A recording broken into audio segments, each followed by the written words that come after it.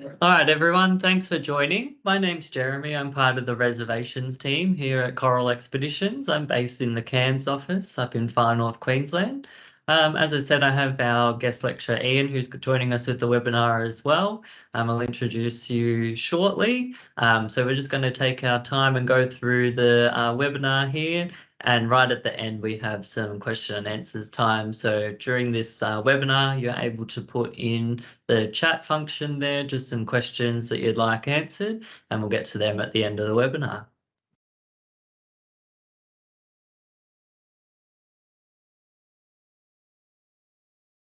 So today we're going to take you on a journey with Coral Expeditions to give you an insight of what our 10-night Kimberley voyage is on the rugged coastline that's been shaped over the powerful forces of nature. The Kimberley is steeped in an ancient culture and is one of the beautiful and most remote wilderness areas in the world. For those of you that are new to Coral Expeditions, we've been operating for over 40 years now, and with one single purpose in mind, that's to take small groups of like-minded explorers to remote places with expert guides, warm Australian hospitality, and that's all that we've been aiming to do. At the beginning of our Kimberley journey today, I'm going to give you a sneak peek at what you can expect from one of our 10-night voyages over the Kimberley region. Enjoy.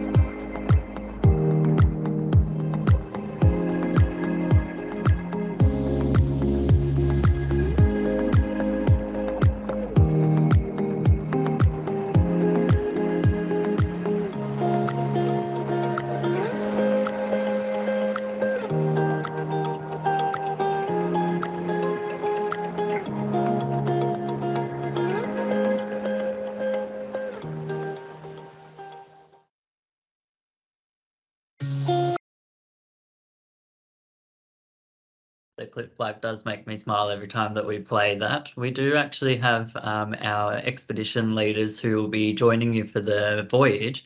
They do take all the professional photos along the way. So actually at the end of the experience, our marketing team do email you those photos that you're able to experience and keep for the lifetime. So that's just a little snippet of something that you can expect on one of our 10-night Kimberley expeditions. So in the 90s, Coral Expeditions completed our first Kimberley voyage as one of the first expedition cruise operators to explore the region. Out of the 40 years that we've been operating, 30 of those have been exploring the Kimberley. We, being one of the original Australian flag expedition pioneers, this has allowed us to curate a perfect expedition cruise through the Kimberley coastline, and what we can experience is absolutely phenomenal. Our expert guides and crew will also share their expansive knowledge and passion of the Kimberley region as they have many years of experience under their belt. In the Kimberley, knowledge and experience is absolute key given the huge tidal flows and the fact that the region is very uncharted and so remote. All of our vessels are Australian flagged. This means we spend more time in the Kimberley, we have the best local knowledge, and don't need to spend your valuable time travelling into international waters like other foreign lines do. Our vessels are Australian operated and they have Australian and New Zealand crew on board. You'll get to experience the ultimate warm Australian hospitality throughout the voyage. This might be enjoying a nice ice cold beer or glass of wine on Veranda Beach with the sand between your toes, like you see in this image before you. Or it might be on board our vessels where we encourage a natural Australian style service on board, and that includes open interaction between our guests and crew. You can watch the dinner being prepared with the open galleys by our chefs. You could also go into the bridge and have a chat with our captain and chart the course, or just simply sit back and relax in the company of your experienced guest lecturers and the other like minded travellers that will be joining you for the expedition. This is a true expedition style, and you can see a fair few of those images here of the scenarios that I've just been through. Coral Expeditions has three Australian flag expedition ships, and they're designed for the Kimberley region, and they feature those wraparound decks, private balconies on some of the staterooms, and outdoor dining so you can enjoy the famous Kimberley sunsets. The shallow draft and the high movability of our purpose design expedition ships lets us get closer to the coastline adventures to explore the sheltered bays and the hidden inlets that are inaccessible to the larger foreign lines that also go in the area. So we're going to start with the Coral Discoverer. The Coral Discoverer is one of our yacht-like vessels. She is smaller and has 36 staterooms. That carries a maximum of 72 passengers. Coral Discoverer is now 15 years old. She has just undergone a recent refurbishment in December just been up in Cairns. We're based in Cairns, far north Queensland. Coral Discoverer is loved by all our loyal regulars as she has that intimate feel with smaller passenger numbers.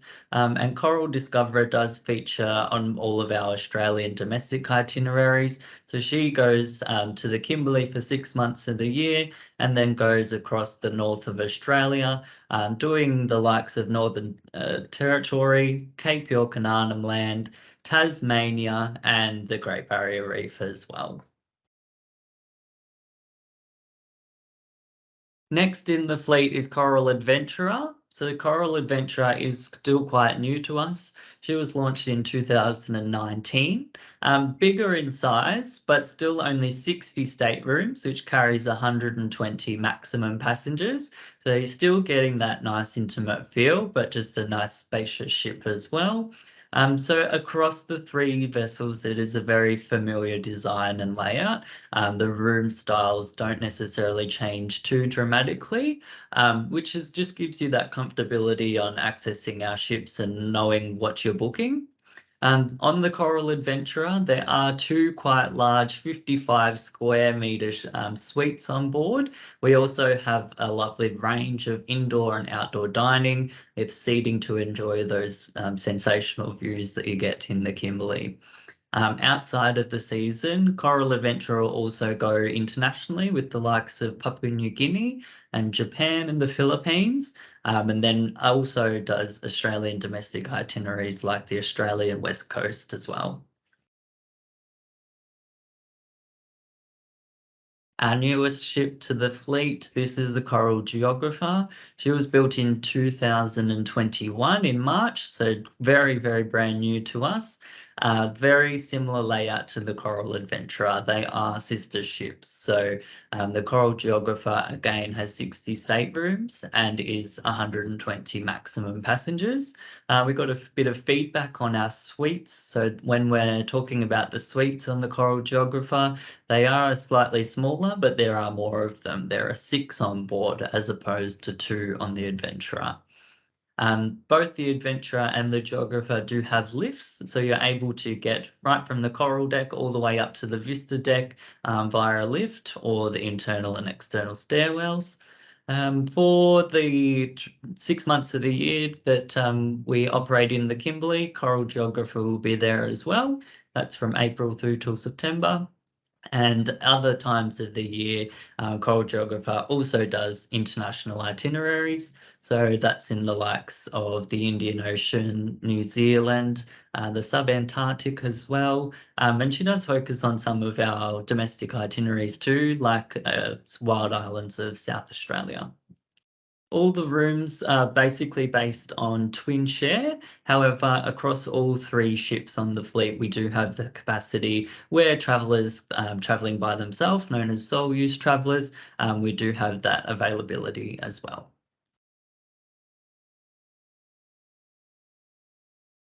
On the screen now, you will see our Explorer tender vessels. We actually like to call them safari jeeps of the sea.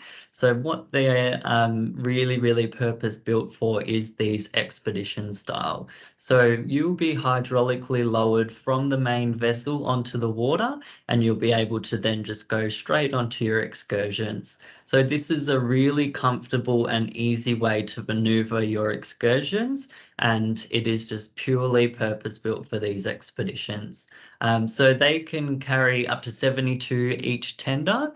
The Coral Discoverer does have one on board, so you're all together in the group environment.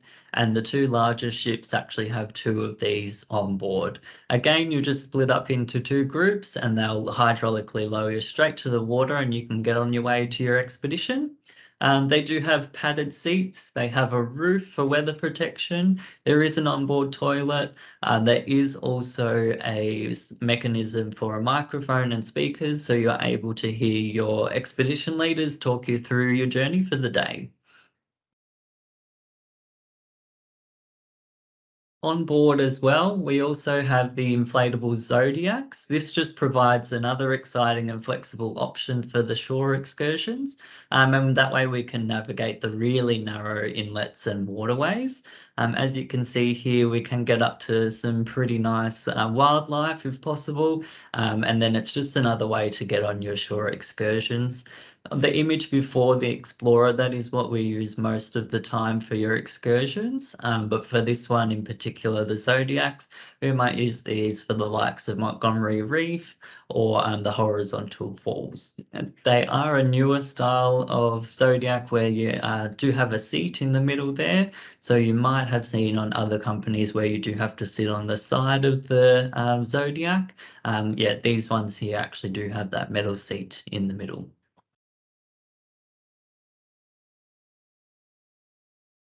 So Coral Expeditions was one of the first operators, to employ interpretive guides on our cruises, and this is a tradition that still continues today. Each trip includes a mix of full-time guest lecturers who join the expedition team leaders, and special guests are chosen with their specific knowledge. They will be with you throughout the whole voyage, and they are very welcoming and friendly. They're there to answer your questions and hopefully teach you a thing or two. They immerse our guests on the unique wildlife and the environments we visit, and this is what expedition cruising is all about, learning the flora, the fauna, the location, and just the general senses of where you're traveling to.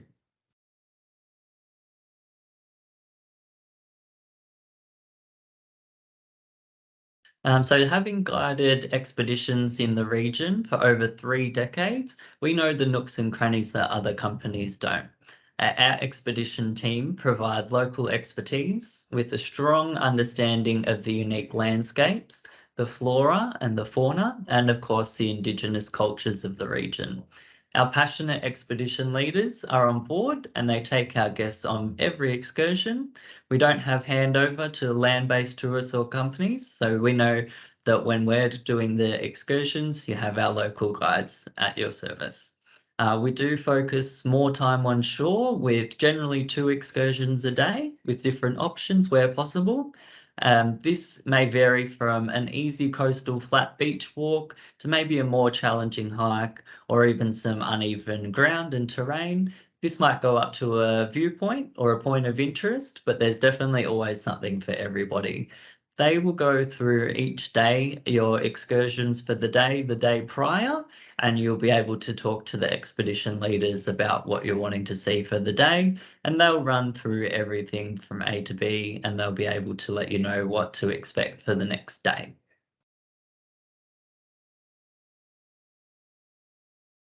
So before I introduce you to our guest lecturer, Ian, I'm just going to show you another video clip here. This is one of our expedition leaders, Jamie. Jamie's been with the company for around about 20 years now and is a true Kimberley pioneer. So he's one of our more experienced team members, and if you've travelled with us before, you might even recognise him. So I'm just going to play you this video, and we'll get back to you shortly.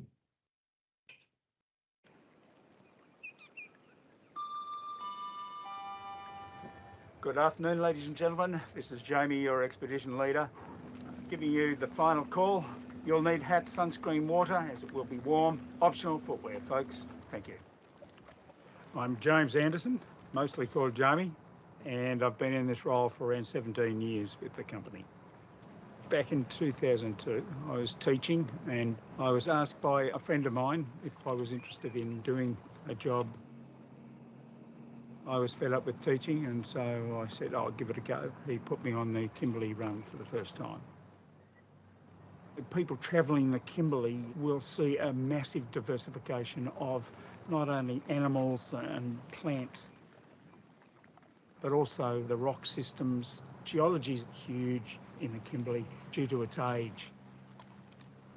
It is the most remote wilderness area left in Australia, really. And luckily, it's still like that. It's not overrun yet.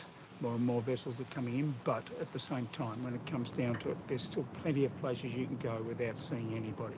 The remoteness makes it one of the most magnificent trips around. You can't get bored anywhere that we go. Everything's new. The weather changes, the light changes. You've also got the marine side of things. These are with the whales and dolphin. Also going up into river systems that nobody else goes into. It is the most unique reef in the world. It comes out of water, exposes itself twice a day, and it depends on the tidal level as to how much of the reef is exposed. So what we've seen on our cruise this particular trip has been just extraordinary. The Indigenous populations, there are three different groups that we go through. We go through the Wunnabal Gambera people, we go through the Warra country, and we go through the Bardi country. They departed basically in 1942, and so we're lucky to go through those particular different areas, and it's nice if we can see them along the way.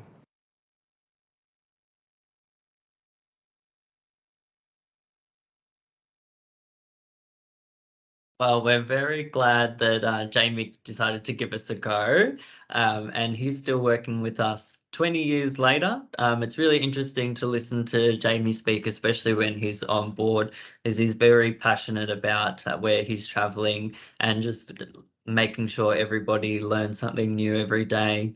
My colleague just said that there's some people having a bit of problem with the sound there for the video. I forgot to say at the start that this is recorded, so we'll be able to send this to you at the end of the session. They do go through and put these videos all together and send you it out in the email, so hopefully you're able to receive that shortly.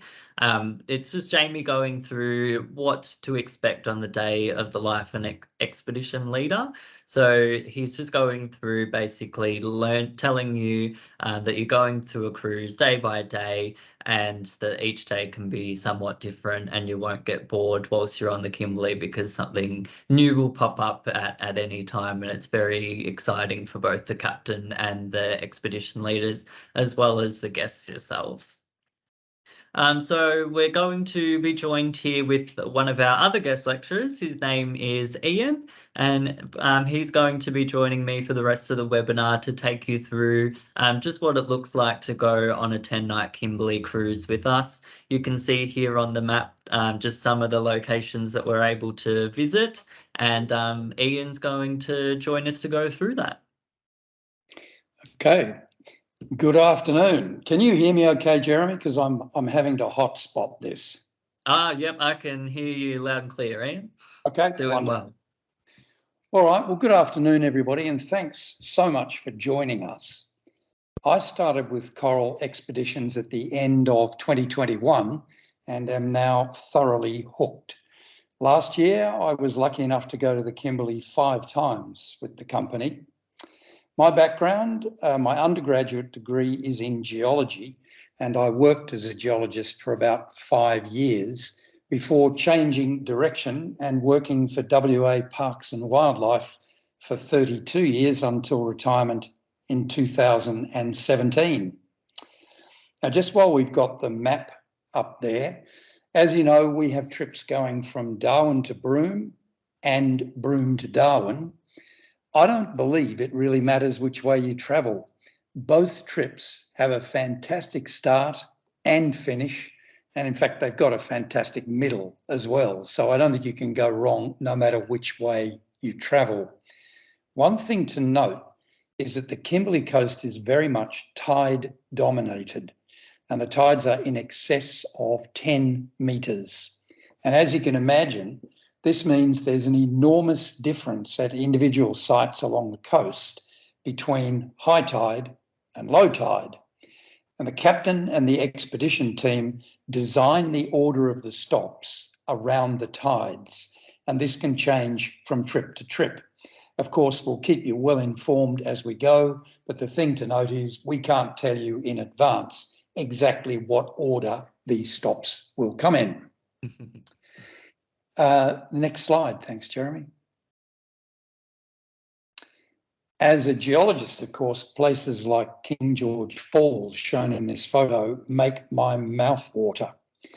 Leaving from Broome, this is our first excursion made in the Explorers, which you just heard about, like the one shown in the photo here. Apart from the beautiful rocks, this is sandstone, of course, the falls are magnificent, and there are 2 of them. Twin falls separated by an impressive rock buttress.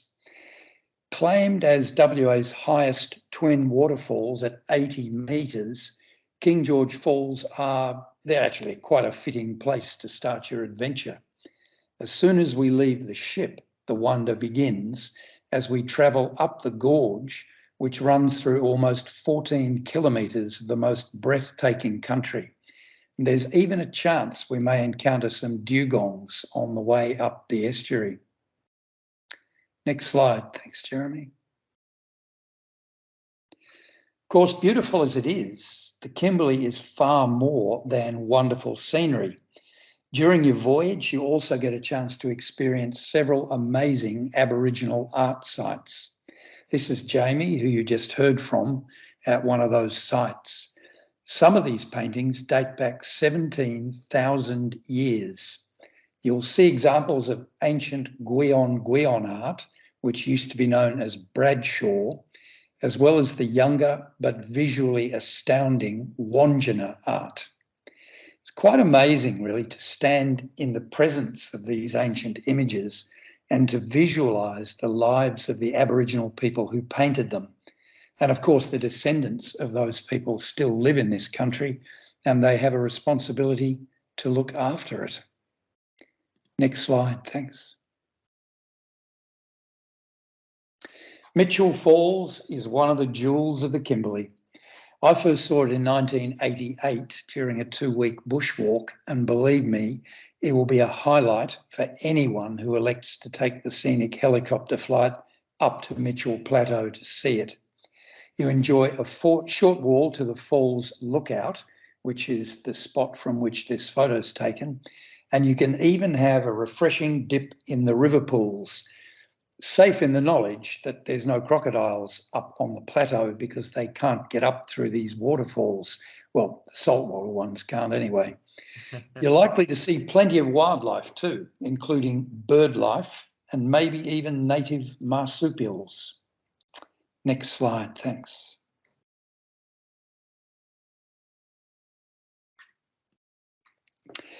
This is a place with real atmosphere.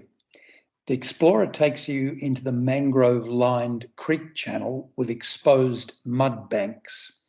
If I was a saltwater crocodile, I would choose to live in Porosus Creek. In fact, the scientific name of the crocodile is Crocodylus porosus, hence the name of the creek, and you are highly likely to see crocs here. But that's not all. There's a wide range of mangrove species, all of which provide habitat for animals, including bats, and of course, myriad species of birds.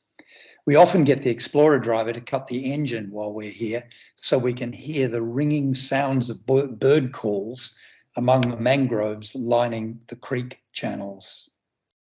Next slide, thank you.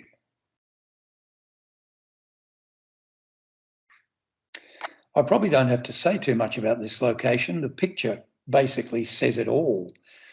King Cascade is simply beautiful. After the rains, the water flows down the rock steps you can see here and creates this lovely scene. If the conditions allow, this is one of the best locations for what we call the Kimberley shower. It works like this. The explorer driver noses up to the base of the falls, as shown on the left here.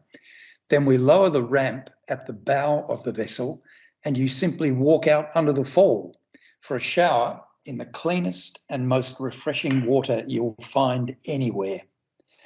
These falls are accessed via the Prince Regent River, which follows a dead straight fracture in the sandstone, which is about 40 kilometres long. And as with King George Falls, which we saw earlier, the journey up the estuary to this location is a treat in itself. Next slide, thank you.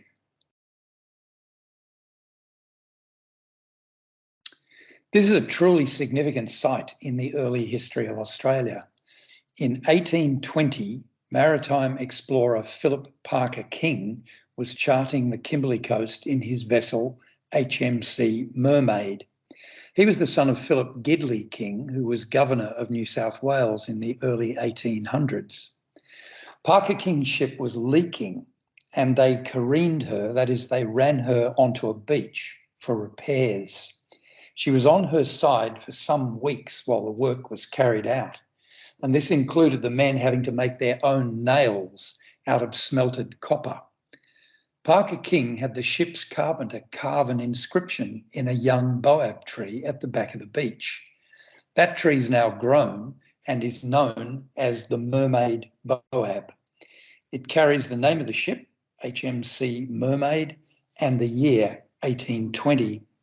And while we're at Careening Bay, as this area is now called, you'll also explore the surrounding country and may be lucky enough to see a local bowerbird bower as well. Next slide, please.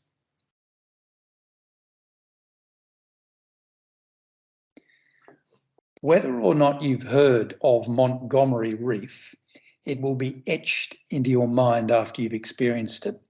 Picture this. You leave the ship in one of the explorers and head out into the ocean, and there's nothing there. Yet the explorer driver stops and waits. Then you notice that the surface of the water looks different, and when you look more carefully, you can see something just below the surface. Within minutes, a reef begins to emerge from the sea before your very eyes. And as the tide falls further, water begins to cascade off the surface of the reef in waterfalls pouring down into the channel in which you're located. Birds appear seemingly from nowhere and begin fishing on the surface of the reef, which still seems to be rising out of the water. When you look down, there are turtles, and if you're lucky, you may see a sea snake or a crocodile. They're both there to feast on the fish and other marine life which wash into the channel. It's an unbelievable spectacle, and it'll stay with you forever. Next slide.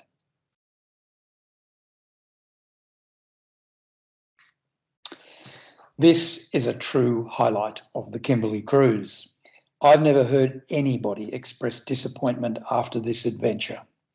As you can see, for the horizontal falls, we take to the inflatable Zodiacs, as they're the best way to ride the rapids through the gap in the sandstone range which forms them. You'll be fully briefed by our onboard experts and fitted with a life jacket, of course. Then it's into the Zodiac, where you hold on tight to the ropes either side of you and your driver heads for the falls. Once there, it's brace yourself and you're off up the torrent of water flowing out through the gap. Under the Zodiac, you can actually feel the strength of the current as it surges beneath you. After a quick look at the fascinating basin into which you've emerged and a moment to catch your breath, it's a race back down the falls, which is a different but no less thrilling ride. If there's time, you then get to do it all again. It's an exhilarating experience and something you'll never forget. I have one slight concern about all this, however. The geology here is really fascinating, but nobody could care less, as they're all having too much fun to bother hearing about it. Next slide.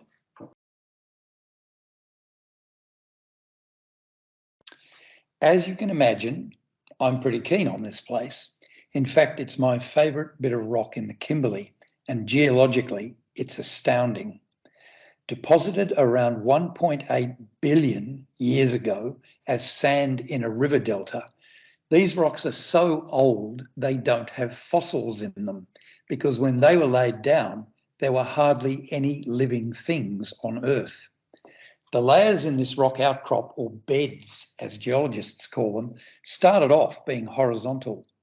The rocks were buried deep below the surface, where they were heated and pressurised, making them bend like warm toffee into fantastic folds, one of which you're looking at now. There's a small beach just to the right of this photo where we have a bit of an explore, and on the other side of the beach is another spectacular exposure of folded rock. It's a great sight. Next one, thank you. I'm starting to run out of superlatives a bit here. The Lassipede Islands are fascinating in their own right. They're limestone and sand islands rising a few metres above sea level, but they are a bird watcher's paradise. Even before you reach the islands, brown boobies will fly out to the explorer to give you the once-over. These birds are inquisitive and unafraid. One actually landed on a guest's hat. Flying above them are the larger frigate birds, obviously built for speed. These birds are kleptoparasites. They use their size and amazing manoeuvrability to harass the smaller birds and frighten them into dropping their catch, which is then snatched out of the air by the frigate bird. It may not seem very fair, but it's a living. Depending on the season, you may also see Australian pelicans, eastern reef egrets, several species of tern, including the lesser crested, the crested and the bridled, pied and sooty oystercatchers, common noddies, grey-tailed tattlers, ruddy turnstones, great knots, and great sand plovers. It's an incredible place. There's a sheltered bay created by a sand spit that we can get into, and in its clear waters you're likely to see hundreds of baby green turtles. We also see turtle tracks made by nesting females labouring up the beach. Bring your camera for this one, as the wildlife is everywhere and they're so close it's easy to get great shots. Next slide, thanks Jeremy.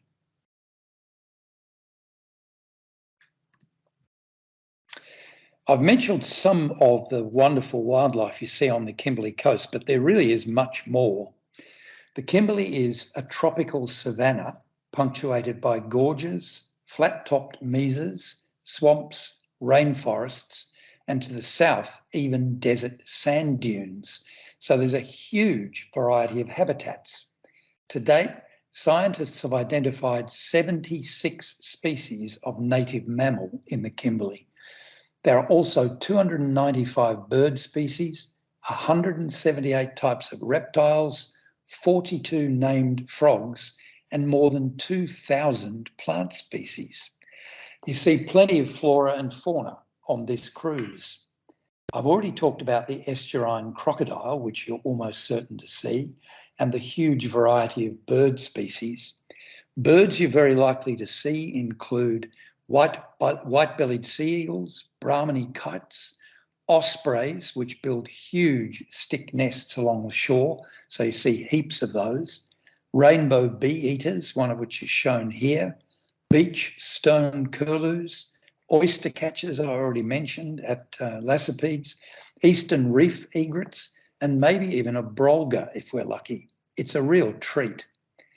There are also migrating humpback whales in season, as well as dolphins and dugongs, and you're likely to see marsupials like rock wallabies, including the western short-eared rock wallaby and the world's smallest wallaby, the monjon, which in my view gets the prize for the cutest mammal in Australia. Dingoes are occasionally spotted, as is the black flying fox, and we also regularly see reptiles, including turtles that I've already mentioned, and magnificent water monitors. For those of you who are into flora, it's every bit as diverse, with Kimberley icons in abundance, including the remarkable boab, a variety of mangrove species, beach morning glory, mulla mulla, crab's eye creeper, cabbage and pandanus palms, sticky currajong, and my personal favourite, the basalt cycad, because it's so very particular about which rock it grows on. It really is a feast of wildlife, and every day brings new surprises. If you do decide to sail with us, I reckon you'll love it. Back to you, Jeremy. Thank you for all that, Ian. That paints an absolutely amazing picture, and I really, really hope everybody enjoyed that here. We're just going to keep Ian on the line as well. We do have a short video here. This one's just a series of clips, so this actually just gives you a bit more of an opportunity for some last-minute question and answers, which we'll do after this. So please sit back, we'll watch this video, and if you have any other questions, just feel free to put them in now and we will get to them.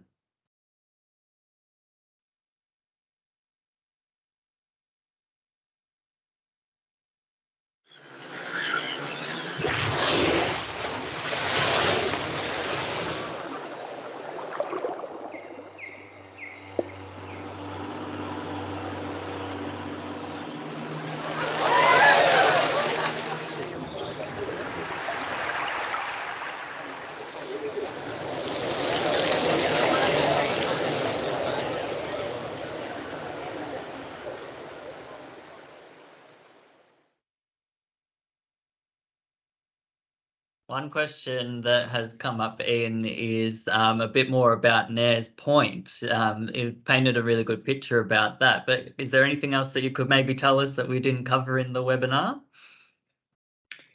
Just a small fact. Anybody who, look, this really pleases me. There might be somebody out there who's interested in the geology, so that's a good start. Yeah. Throughout this cruise, and although my particular background is in geology, all of the guest lecturers have got a very good handle on the geology, and you do get, obviously, just an incredible exposure to different rock outcrops throughout the Kimberley. It's an amazing story about a piece of Australia which has remarkably remained in almost, geologically speaking, pristine condition for almost 2 billion years. So this was a basin. It's called the Kimberley Basin, and it was at the bottom of a great big river network which was flowing out of a huge chain of mountains that existed way back then. And they deposited all this sediment. There's a lot of sandstone, but there are also layers with siltstone and a wonderful layer in this outcrop, in these outcrops, which is made of basalt as well. So if you've got an interest in geology, basically, you will your tongue will just be hanging out of your mouth for the whole trip. It is quite stunning. And although I've seen it lots of times, I can never wait to get back up there again. Excellent, thank you.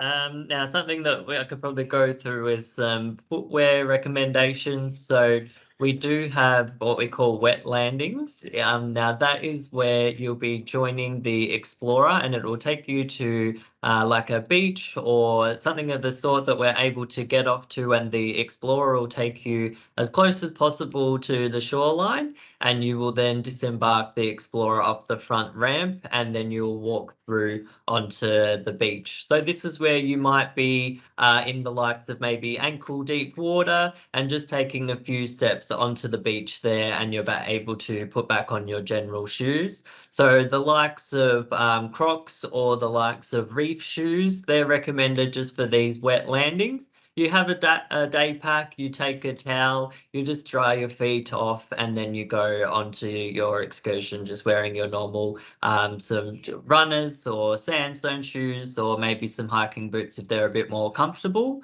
The walks and excursions aren't overly too long, so they're not very strenuous. So you don't need your absolute best hiking boots for this one, but definitely take a pair of those reef shoes or the likes of Crocs for those wet landings. Every excursion that you'll go through, the Explorer driver and the leaders, they'll go through whether they'll be able to get a wet landing or a dry landing, but 99% of the time when we're going up to a little island or a beach of the sort, it'll be a wet landing, so you're able to navigate through that. Another one was about passports. So for basically all of us, our Australian travellers, especially on the Kimberley voyages, we don't go into international waters like other foreign cruise lines need to. So that allows you just to bring your normal photo identification. You do not need to have a passport on you. You don't need to advise us of that. We do have on our online portal a bit of information that we collect. And one of the questions is about passport, but that's okay. For a Kimberley voyage, you can skip over that, and you don't need to bring that on the voyage with you. A question about our PowerPoints across all three of our ships. They are Australian built, so they do have their the Australian standard PowerPoints. So one of the questions we actually do get asked a little bit is about CPAP machines. You can bring them on board. Do just let us know in the reservations team so we can note it on the booking though. But we do have just the standard Australian PowerPoints in the rooms. Ian, maybe this one is a little bit for yourself as well. We were talking about whales before. Is there a better time of year to potentially see these on the voyage? Yeah, look, they are seasonal. The humpback migration really takes place between around about May and December. And so if your particular interest was to try and see the humpbacks migrating either up to the north where they have their calves and breed, or on their way back down again, then going later in the season rather than going right at the beginning would be the case. But if you do go early in the season, there are other advantages, like there's a bit more water in the waterfalls and so on because it's closer to the wet season. So it really is, but you're not going to be disappointed. Doesn't matter exactly what time you go, but if you had a really strong interest in seeing whales, then don't go in the first few cruises for the season would be in my advice. Yeah, very good. Thank you.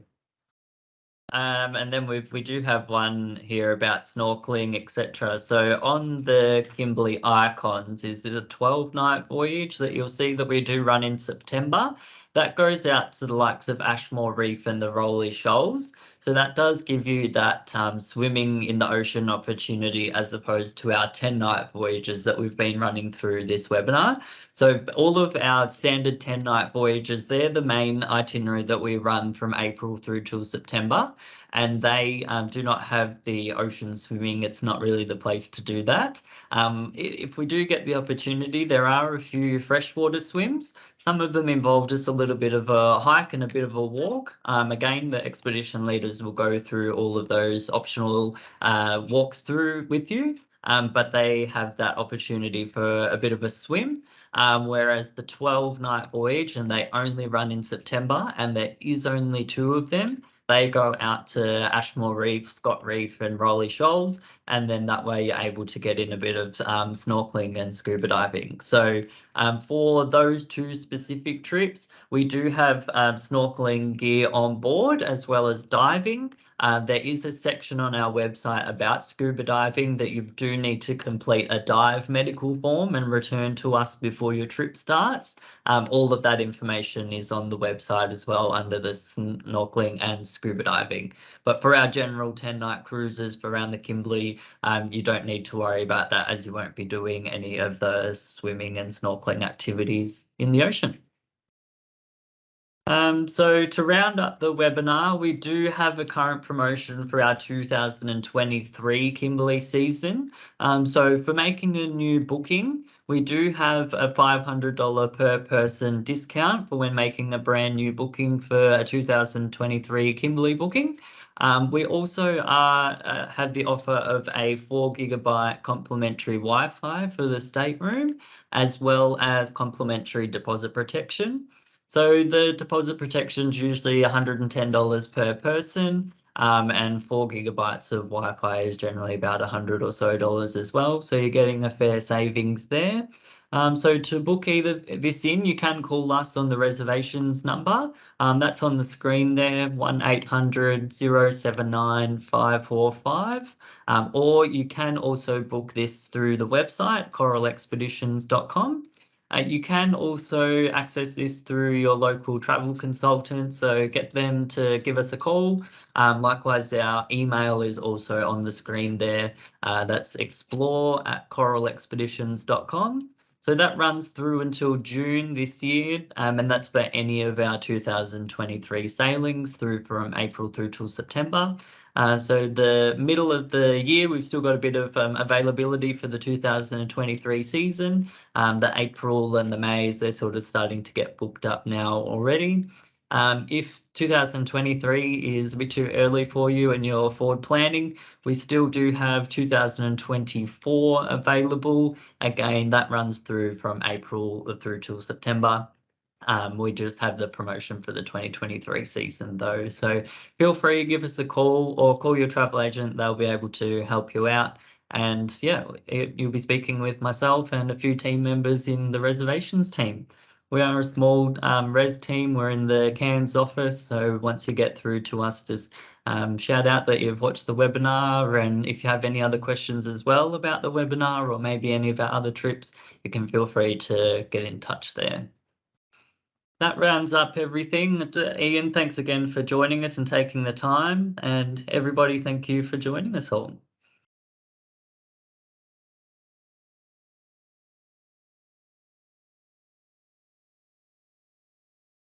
Just letting you all know we do have another webinar here, and that will be next week. So keep on our Kimberley page. That's on just coralexpeditions.com. You'll be able to find the information about the Kimberley and then able to register for the next webinar. Just so you know, we do cover pretty similar content. So maybe if you do have some friends or family that are interested, you can advise them to jump in and register for the next webinar. And as I said, this one's being recorded. All of them are. So once we get all this together, our marketing team will be able to email out the link to the webinar. Thanks for joining us, and hopefully we join you next time, and we'll be able to see you on a future expedition with Kimberley on the cruise line. So thanks for joining, and that's us from Coral Expeditions.